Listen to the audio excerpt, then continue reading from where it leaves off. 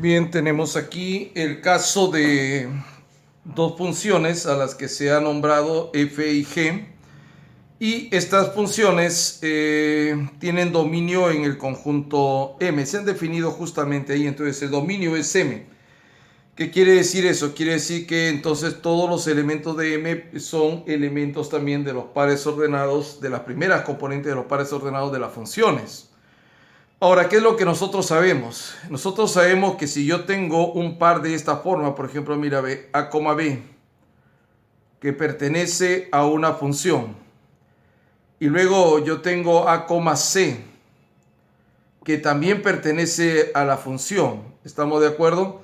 Esta es una parte teórica importante y lo curioso es que la primera componente está asociada a dos imágenes. Tú sabes que en una función a cada primera componente solo le corresponde una segunda imagen y solo una, si es que este par pertenece a la función. Entonces esto implica, se da solamente si ocurre que las segundas componentes son iguales.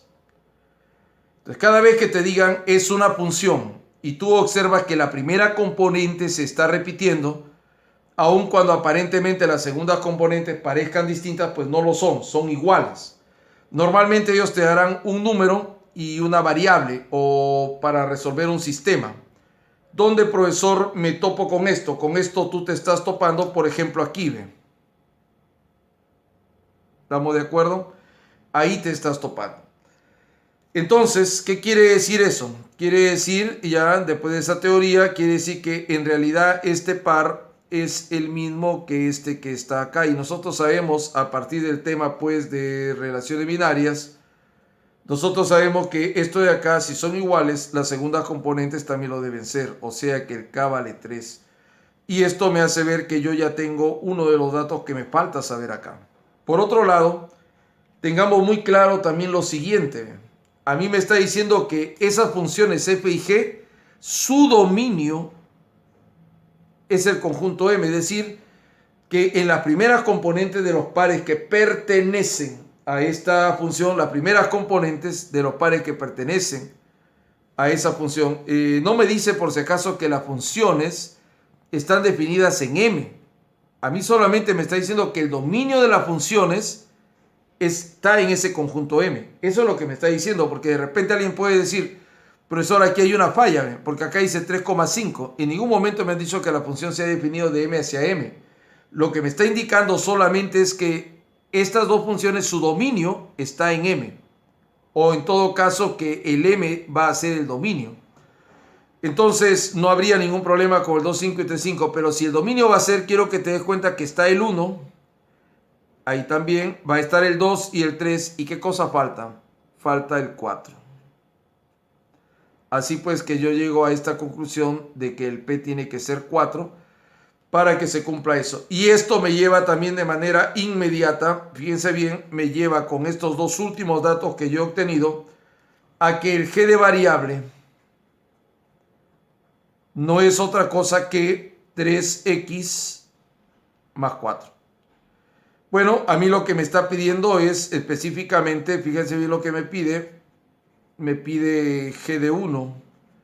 Ya tú sabes que G de 1 desde la teoría de los polinomios no es otra cosa que la suma de coeficientes, será pues 7.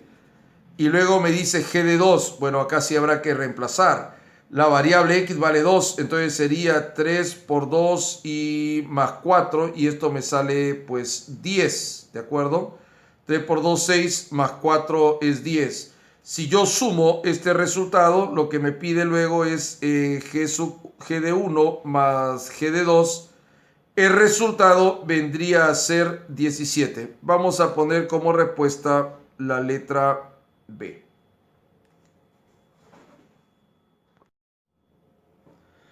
Sea la función f, dice, el conjunto de todos los pares ordenados x, y.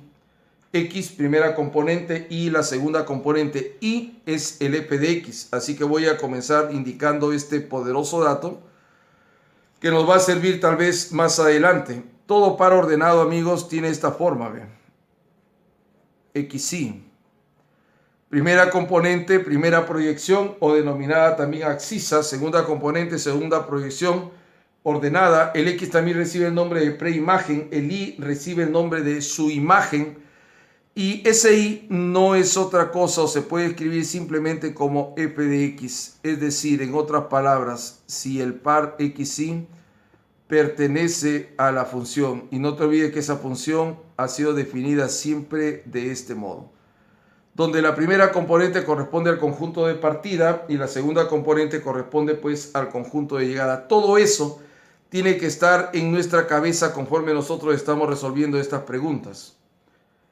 Bueno, a mí lo que me está pidiendo es el dominio, dice determinar el dominio y el rango de la función respectivamente. Bien, no es tan complicada en realidad esta pregunta. Para comenzar, el dominio, quiero que ustedes se den cuenta, para calcular el dominio, nosotros vamos a ubicar los valores del X en una recta. Vamos a colocar aquí una recta, ¿ya? Tiene sus peculiaridades esto que nos están pidiendo. Observe, por acá hay puntos que se denominan puntos críticos. Ya sabemos así desde el tema de inecuaciones. Los puntos críticos son estos puntos, ¿no? Entonces acá va a estar el menos 2, fíjate bien, va a estar el menos 2 y luego va a estar el 2 también. ¿De acuerdo? Ya eso es lo que nosotros tenemos en este punto. Ahora, quiero que te des cuenta, por ejemplo, la primera función es una función constante, ¿no? Y esa primera función constante se ha definido para valores menores que el menos 2. Quiere decir que esos valores son los que yo estoy colocando en este mismo instante y que tú estás viendo, ¿ve? Esos valores, sin tocar a ese punto menos 2. Eso representa este intervalo. Pero yo en este punto me doy cuenta, atención, me doy cuenta de que la segunda función, que es una función lineal, así se llama. ¿Por qué lineal? Porque está asociada a una línea, ya a una recta, cuando es el grado de esta expresión polinomial 1. Entonces esto está cerrando ahí, ¿te das cuenta? Está cerrando al menos 2, también está cerrando acá, ¿te das cuenta?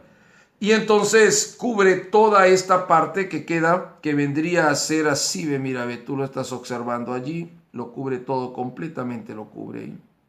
Ya este es un intervalo cerrado, también denominado segmento, ¿no? Por algunos. Bueno, y luego nos damos cuenta de que en el tercer caso, que también es una función estándar, es la función valor absoluto, pero si el X es mayor que 2, ¿no es verdad? Si el X es mayor que 2, entonces nosotros acá, mayor que 2 significa no toma el 2, pero pues se irá hacia la derecha del 2 y ahí estamos colocándolo para que tú lo puedas ver a la derecha del 2, ¿no? Ahí está. Entonces, yo me doy cuenta de que el dominio para esta función está cubriendo todo el conjunto de números reales. Así pues que aquí no nos han dicho nada nuevo porque en todos esos casos aparece R, pero vale la pena ver. ¿Y de dónde ha salido esto? Esto ha salido justamente de estos que están acá, no se olviden. Cuando la función está definida por partes, el dominio es la unión de todos los intervalos que aparecen acá. Cuando la función está definida por partes, el dominio es la unión de todos estos intervalos de definición o diversos parciales que se han dado para la variable x. Mira, me dice, entonces quieren saber ellos, cómo nosotros vamos a desarrollar esto para poder sacar pues el dominio. Bien, yo aquí puedo utilizar un diagrama cartesiano y ya van a ver cómo es que nosotros lo utilizamos de una manera tan eficaz, ¿ya? Voy a colocar aquí el asunto de esta manera y vamos a jugar a ver para ver cómo está la cosa. Ya está. Entonces tenemos aquí el eje de las X y tenemos aquí el eje de las Y. Y bueno, ahí está. Entonces me dice, mira, dice que la función vale 5. A esta de acá se denomina función constante. Voy a señalarla acá ya. Esto de acá se puede separar de este modo. Mira, hijo, ve, se puede colocar f de x vale 5 para todo x que sea pues menor que menos 2. Repito, esta función cuando es un número específico, cualquier número, recibe el nombre de función constante. Ahí está. Entonces, ¿qué es lo que pasa acá? Atención. La función constante dice que vale 5 cuando el x es menor que menos 2. Si nosotros aquí ubicáramos, atención, menos 1, menos 2. ¿Estamos de acuerdo? Acá sería 1, 2, 3, 4, 5. Entonces, justamente por aquí, atención por favor, justamente por allí. Ya, así. Ahí.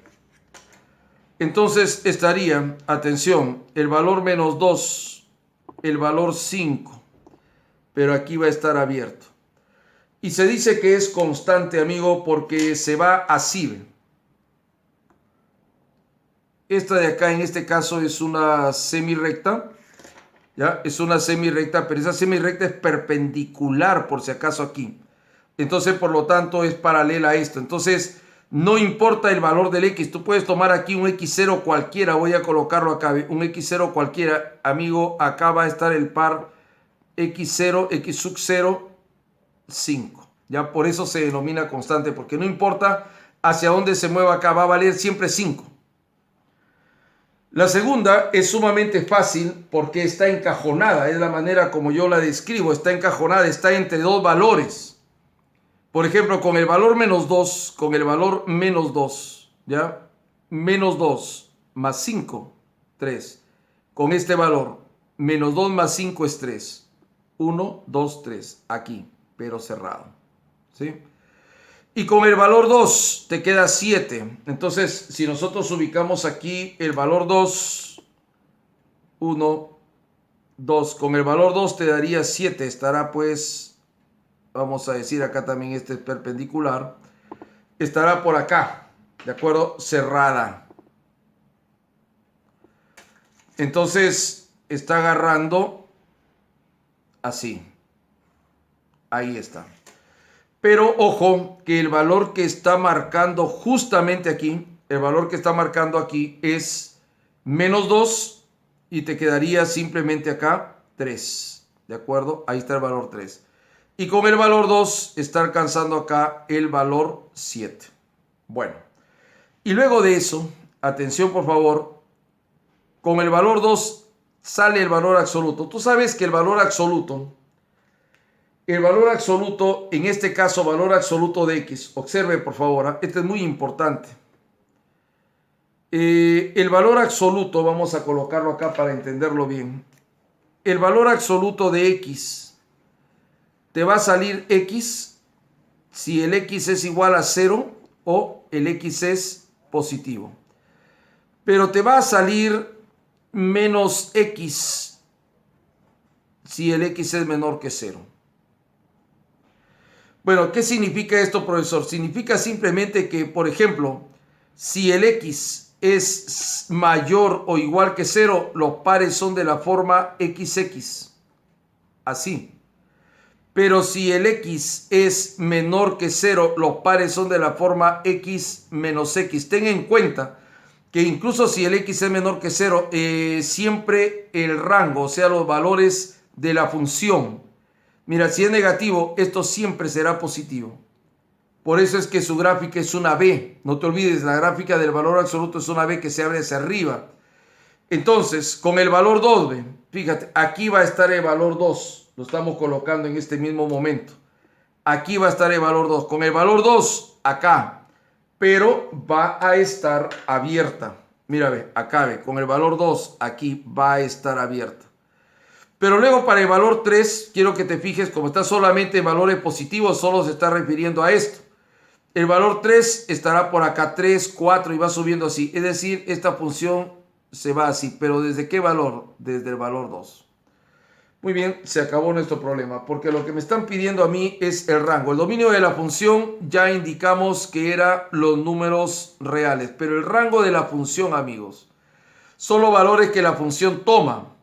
Y los valores que la función toma están siendo desde este punto 2. Desde este punto 2. Pero ojo, aquí está abierto. Desde este punto 2, abierto. ¿Y hasta dónde se está yendo? Se está yendo hasta el más infinito. La alternativa E no aparece acá, pero debe haber sido esta la respuesta. La vamos a completar de todas maneras para que la tengamos bien, pero la alternativa E debe haber tenido reales, atención acá, reales y desde el valor 2 hasta el más infinito. Entonces la clave va a ser para este ejercicio la letra enano. Este es un ejercicio de valor numérico que nosotros vamos a resolver pues de manera inmediata, ¿no? Profesor, ¿cómo lo vamos a hacer? Oye, bien fácil, mira, acá me está indicando claramente que yo debo obtener, dice, si f de x vale esto, calcular m para que se cumpla que f de pi cuartos, y pi cuartos no es otra cosa que pi medios es 90 grados, pi cuartos es 45 grados, la mitad de 90. Entonces, aquí me está indicando que m por el seno, atención, seno de x, pero en este caso x va a valer pues 45 grados. Más el coseno de 45 grados tendrá que ser lo mismo que m, pero por el seno de 90 grados más el coseno de 90 grados. ¿Estamos de acuerdo? Todos sabemos que el seno de 45 es igual al coseno de 45, es raíz cuadrada de 2 entre 2 y raíz de 2 entre 2. Y si nosotros no nos acordásemos del 90 grados, ¿cómo sería? Pues esto tampoco es muy difícil, solamente hay que tomar en cuenta lo siguiente. Tenga en cuenta que en el plano cartesiano, de acuerdo, en el plano cartesiano, y tomando en consideración la circunferencia pues unitaria, ¿no? Cosa que acá no vamos a hacer, pero si nosotros tomáramos en cuenta la circunferencia unitaria, vamos a suponer que es algo así, ¿no es cierto? Entonces cualquier punto PXY, está asociado de este modo, coseno de este ángulo al que vamos a denominar teta, coseno de teta, seno de teta. ¿Ya? Acá esto lógicamente pues vale 1. ¿Ya? Entonces 90 grados está acá y el punto corresponde al punto 0 para el x, 1 para el eje de, para la ordenada, ¿no? Para la ordenada, la segunda componente. Y esto pues me hace ver que si esto es coseno seno, el coseno vale 0, o sea, esto valdría 0, mientras que el seno tomaría el valor pues de 1, ¿no es cierto? Y eso es lo que nosotros tendríamos que desarrollar acá para poder encontrar el valor del m. Entonces yo acá voy a tener simplemente m, ¿no? Bueno, podemos, como esto de acá es 1,4 entre 2, 0,7, este coeficiente es mayor. Entonces voy a transponer y me va a quedar raíz de 2 entre 2 igual m menos m raíz de 2 entre 2. Que yo acá te factorizo esto y además 2 menos raíz de 2 entre 2. Este de acá se puede ir cancelando. Y finalmente el m tomará el valor. Atención, aquí arriba está el raíz de 2. ¿Ya? Pero este 2 menos raíz de 2 va a pasar a dividir. Repito otra vez. Entonces yo traspuse este m, pasó a restar m raíz de 2. Factoricé el m y me quedó acá 1, pero 2 por 1 es 2, 2 menos raíz de 2 entre 2. Cancelo el 2 y me queda a mí raíz de 2 y lo debo dividir entre 2 menos raíz de 2. Pero aquí es donde tú tienes que ser hábil. Este 2 menos raíz de 2, tú le puedes factorizar raíz de 2, te quedaría raíz de 2 menos 1. Y esto de acá no es otra cosa que raíz de 2 más 1. 1 sobre raíz de 2 menos 1, cuando los radicandos se diferencian en 1, simplemente sale lo mismo la conjugada, ¿de acuerdo? Entonces, la respuesta, ya como ustedes desarrollen esta parte, no es muy relevante, pero la respuesta en este caso será la alternativa letra D. Bueno, esta es una pregunta extremadamente sencilla, no hay mucho que indicar acá, es un cálculo directo, voy a colocar P de 0, 0, Menos 1 es menos 1, pero menos 1 al cuadrado es 1 y 1 menos 1 me saldrá pues 0. Ahora vamos a colocar P del valor 1. Bueno, 1 menos 1, y recuerda que esta es la suma de coeficientes además, pero 1 menos 1 es 0 al cuadrado 0, te queda solamente menos 1. Y ahora vamos a calcular P del valor 2. Pues que 2 menos 1, 2 menos 1 me queda 1 al cuadrado es 1 y 1 menos 1 me queda 0. Entonces lo que me pide es inmediato. P de 0 vale 0 menos P de 1 que vale menos 1 menos P del valor 2 que vale eso. Resultado al final es 1 y la clave, estimados alumnos, será la alternativa letra B. Bien, en este caso nos están presentando solamente una función cuadrática. Nosotros sabemos que la función cuadrática tiene esta forma, ¿no? F de x, que vendría a ser a x al cuadrado más bx más c, donde lógicamente que la tiene que ser diferente de 0. Esto pues nos lleva a las siguientes situaciones.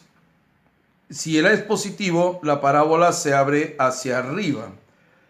Si el a es negativo, la parábola se abre hacia abajo. Nosotros podríamos tener los siguientes casos. Vamos a indicarlo acá de manera directa y rápida para que tengamos ya una idea más o menos clara de qué es lo que queremos. Bueno, ahí estamos ubicando el plano cartesiano.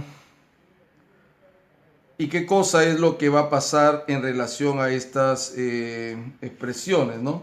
Entonces este de acá va a ser pues el eje de las X, este va a ser el eje de las Y, aquí está perpendicular, este es X, esto es y acá es perpendicular.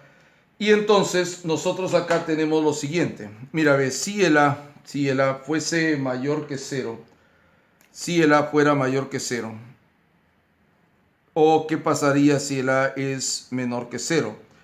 Entonces, si el A es mayor que 0, solo por una manera de posición nosotros podríamos indicar que se podrían dar estos casos. Mira, observa, o así, ¿no es verdad? Si es menor que 0 podría ser así, luego podría estar de repente acá o podría estar acá. ¿De qué depende? ¿De qué depende? Que la intersección de estas gráficas con el eje de las X, porque la referencia es el eje de las X, siempre va a cortar al eje de las Y. Observa, esto se va abriendo y tarde o temprano lo va a intersectar. Acá vemos que es así, esta también se irá abriendo y lo intersectará. Entonces el problema no es el eje de las Y, el problema es el eje de las X. Pero ¿qué determina que se intersecte en dos puntos, en un solo punto o en ningún punto?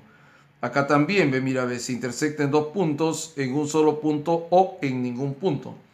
Entonces, eso depende de quién, del discriminante. Y nosotros sabemos ya desde la teoría de la ecuación cuadrática que el discriminante se escribe a partir de los coeficientes de la ecuación cuadrática, en este caso de la función cuadrática. Y pues el discriminante es b al cuadrado menos 4ac, ya lo vamos a señalar en unos momentos. Pero acá, para que se intersecte acá, el delta tiene que ser mayor que 0. Acá el delta tiene que ser 0 y aquí el delta tiene que ser menor que 0. Entonces acá el delta es mayor que 0, acá el delta es igual que 0, pero acá el delta es menor que 0. Entonces el delta es el que permite saber si son dos puntos, en tal caso es mayor que 0, o un solo punto, en tal caso vale 0, o ningún punto en relación a la intersección con el eje de las X y en tal caso es menor que 0. No importa si la parábola se abre hacia arriba o se abre hacia abajo. Ya hemos dicho que el delta, escrito a través de los coeficientes o por medio de los coeficientes, es b al cuadrado menos 4ac. ¿De acuerdo? Muy bien, entonces en este caso me están indicando claramente de que esta expresión, mira, yo aquí podría, para asegurarme de lo que me están diciendo, porque cuando tú estás estudiando lo mejor es estar seguro de lo que te están hablando. ¿Cómo sabes que no te están mintiendo? Entonces acá el i vendría a ser menos, esta expresión se coloca x menos 2 al cuadrado. Ahora observa, el cuadrado del primero te queda x cuadrado, pero con el menos es el menos x cuadrado. Esto por esto su doble te queda menos 4, pero con este menos se vuelve más 4. Ahora mira, ve, menos 2 al cuadrado es 4, menos 4. Pero tú no tienes menos 4, tú tienes menos 6. Entonces acá te falta menos 2. Aquí aparece un concepto brutal. ¿Cómo saco el vértice en estas condiciones? Me pregunto, ¿cuál es el valor del x que anula esta base? El valor es 2. Y una vez lo ha anulado, acá te va a quedar menos 2. Esto es el vértice. Como tú te darás cuenta, entonces ellos han ubicado de manera perfecta el vértice ahí. Ya está ubicado. Es correcto entonces lo que ellos han puesto.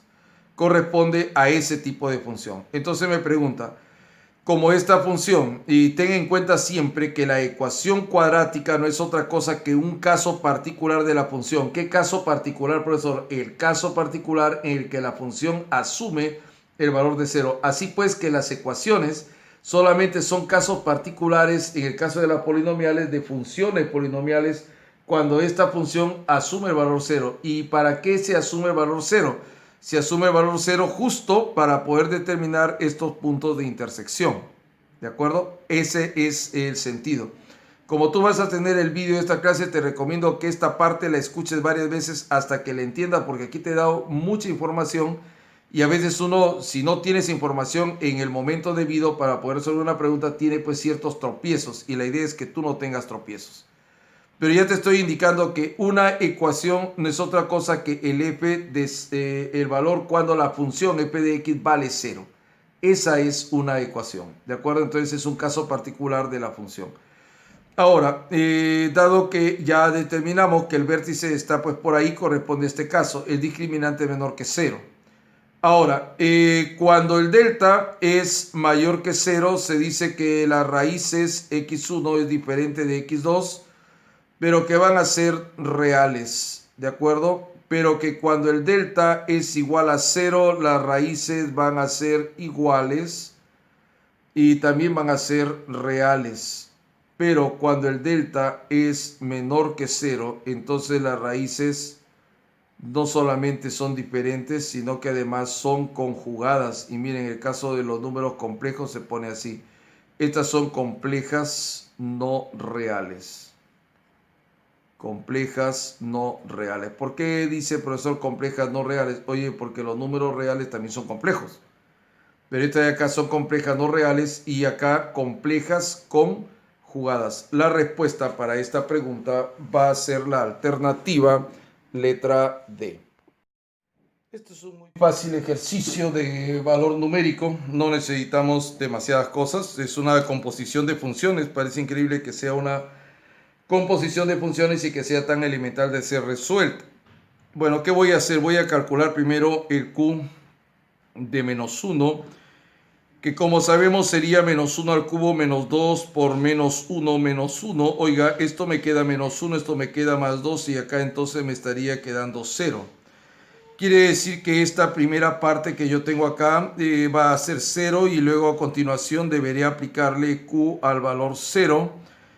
Y pues yo tendría 0 al cubo menos 2 por 0 y menos 1 que me va a salir pues menos 1. Ajá, interesante ejercicio porque ahora cuando yo resolví hasta acá, esto termina siendo Q de menos 1. Pero hace un momento yo ya saqué Q de menos 1 y entonces esto es 0.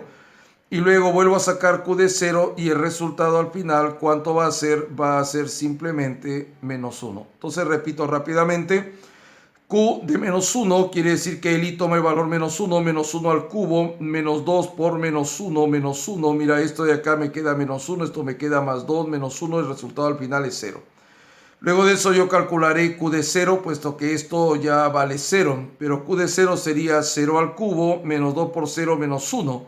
Todo esto vale 0 y resulta ser menos 1. Entonces regresamos al inicio. Voy a tener Q de menos 1, que ya sé que vale 0, y luego voy a tener Q de 0, que ya sé que vale menos 1. La respuesta para este ejercicio será la alternativa letra D. Muy interesante pregunta, en principio porque uno podría dejarse engañar y la idea es que uno no se deje engañar.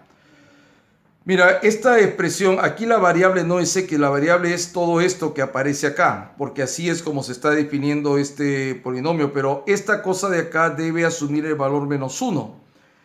¿Eso qué quiere decir, profesor? Eso quiere decir que yo debo encontrar un valor del X, un valor para el X tal que cuando yo lo sustituya acá me dé esto. Primero lo vamos a ver al azar, es decir, vamos a tratar de acertar cuál es el valor, y eso no es tan difícil porque yo estoy analizando que con el valor 1, fíjate bien que es un valor bastante sencillo. 1 al cuadrado es 1, menos 2 por 1 vendría a ser menos 2, 1 menos 2, justo te queda el valor menos 1. Entonces yo voy a tener que P de menos 1, profesor, ¿por qué? Porque con el X1 este valor está asumiendo eso. Pero el valor que yo le asigno al X aquí es el mismo valor que está acá, entonces sería 2 por 1 más 1, y el resultado vendría a ser 3. Por otro lado, tengan en cuenta lo siguiente que acabo justo de mencionar. También se podría hacer así, mira, ve, 2x igual que menos 1, los argumentos los igualo, y entonces x al cuadrado menos 2x más 1 vendría a valer 0, y esto es un trinomio cuadrado perfecto, y por lo tanto la base vale 0, entonces el x ¿cuánto valdría? 1. Pero se podía ver a simple vista, y la respuesta en este caso será la alternativa letra C. Este ejercicio interesante podría ser un ejercicio de recurrencia. Vamos a ver qué tanto esto es así. Nosotros acá podríamos comenzar dándole al X el valor de, claro, podría ser 5. Ya, vamos a ver qué es lo que pasa. Decimos, si el X toma el valor de 5. No necesariamente tiene que ser así, sino estamos probando para ver cómo nos va. Pues bien, yo tendría aquí P de 6, atención, tendría P de 6, ya estaría allí, P de 6, porque si el X vale 5, 5 más 1 es 6. 3 veces P de 5, ¿no? Porque ese es el valor que le he dado al X, menos 2 por P de 5 menos 1, vendría pues a ser 4. Ahora mira, estimado alumno, aquí nosotros tenemos el valor de esta expresión y también tenemos el valor de esta expresión, porque esos son justamente los datos que ellos me han dado. En este caso, esto vale pues 6, que vendría a ser 3 veces el P del valor 5. Y ojo acá, como P del valor 4 vale 4, 2 por 4 vendría a ser 8. Paso al otro lado, 14 es 3 veces el P de 5 y el P de 5 al final vendría a ser 14 tercios. Entonces no era una pregunta tan complicada, pero sí pudo haberlo sido dependiendo de lo que nosotros quisiéramos colocarle a esto. Entonces la respuesta va a ser la alternativa letra A. Bien, tenemos aquí una pregunta curiosa. Vamos a ver si estas relaciones que están indicándonos acá definen o no definen pues funciones, ¿de acuerdo? Y bueno, nosotros acá decimos que el B, por ejemplo, toma estos valores, te han dado este conjunto y las relaciones están definidas en ese conjunto, por eso es que dice que los pares ordenados de las relaciones pertenecen al producto cartesiano B por B. Nosotros sabemos que al tener B 4 elementos, fíjate bien, al tener B 4 elementos tiene un total, su producto cartesiano B por B, 16 elementos, o sea 4 por 4, el cardinal de B por el cardinal de B, que sería 4 por 4, 16. La primera relación ha sido establecida, atención por favor, ha sido establecida como los pares iguales. Las componentes de los pares iguales. Entonces estamos hablando del 1, 1, del 2, 2, del 3, 3 y del 4, 4. ¿De acuerdo? Bien, yo voy a querer escribir los pares porque deseo mostrar una propiedad geométrica aquí. Ya, los pares pueden ser escritos de manera directa. Por ejemplo, yo puedo tomar la relación 2 y escribirla de un solo golpe. Por ejemplo, me dice la primera componente es mayor que la segunda. Entonces la primera componente nunca pues va a ser nunca va a ser 1 para esta segunda relación, porque aquí en este caso el 1 no es mayor que nadie, es el menor. Pero sí podría ser 2 y el 2 mayor que el 1. Tampoco va a ser 2, 2, porque acá la primera componente debe ser mayor que la segunda. Entonces sería 3, 1 y sería 3, 2. Ya no llega más. El 3, 3 no va a ser porque la primera componente tiene que ser mayor que la segunda. Y luego voy a tener el 4, 1 y voy a tener el 4, 2 y voy a tener el 4, 3. ¿De acuerdo? Y entonces ya tenemos todos los elementos. Quiero que te des cuenta que aquí hay 4, 6, 8, 10. Pero también te voy a notar que aquí hay 6. ¿De acuerdo? Yo te estoy garantizando que la tercera relación también va a tener 6. Entonces, ¿cómo usted sabía eso, profesor? Oye, muy fácil. ¿Ve? Nosotros hemos hablado de que el producto cartesiano tiene 16 elementos. Vuela al este 4. La mitad están acá y la mitad están acá. No, esa es una coincidencia, no es una casualidad, es así.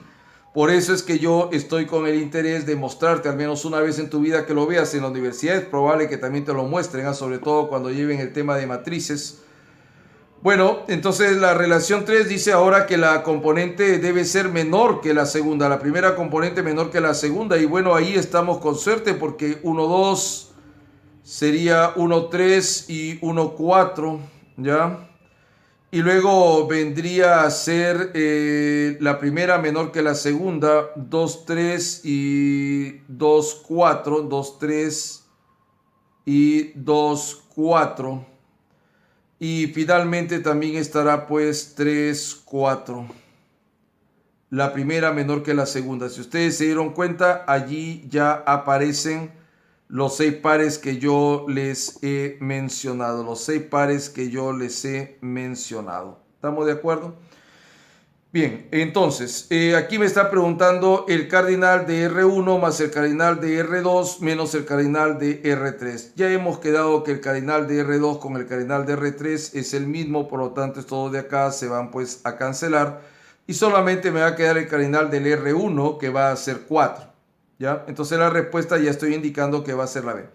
Profesor, ¿qué es lo que nos quería mostrar? Atención acá, por favor. Yo voy a colocar acá 1, 1, voy a colocar acá 1, 2, 1, 3 y 1, 4.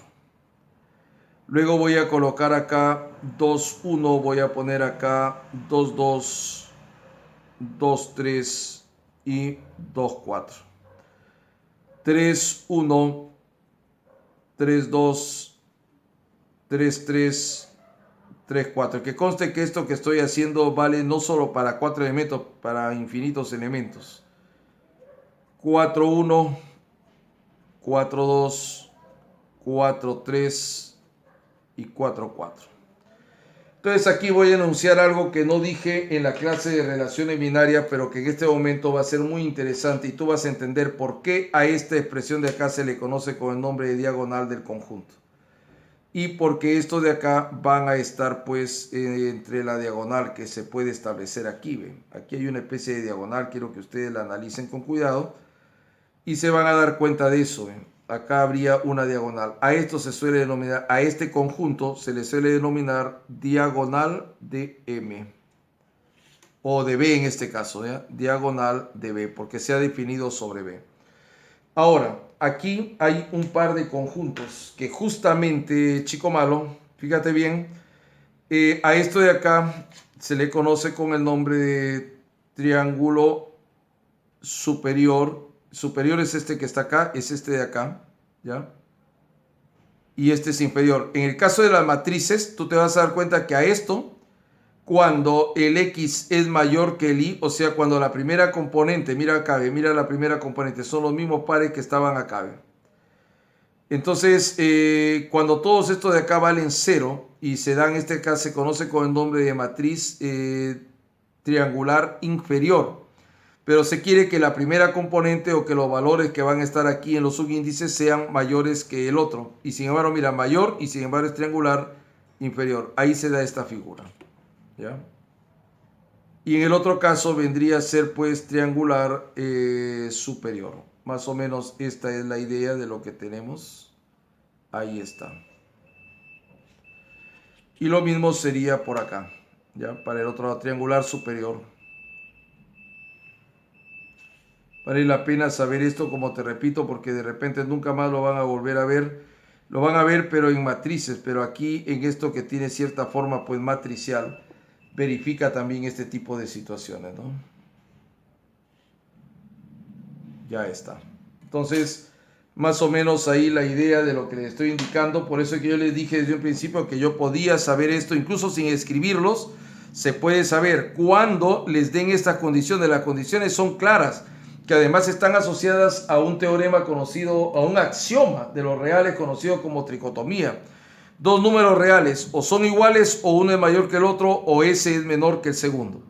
Entonces, igual te da la diagonal. Cuando es mayor, la forma triangular inferior, y cuando es menor, la forma triangular superior, cuando tú has escrito el producto cartesiano en esta forma. La clave será para este ejercicio la letra B.